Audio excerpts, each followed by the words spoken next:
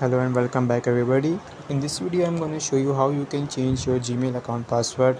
So let's start by opening Gmail application.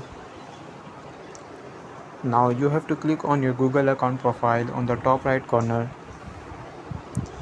and now click on Google account. Scroll on the right and click on security. Now scroll down a little bit and now click on password. Here you can change your new password easily. For the people who don't know their old password, minimize Gmail application and click on the mobile settings. Scroll down and search for Google.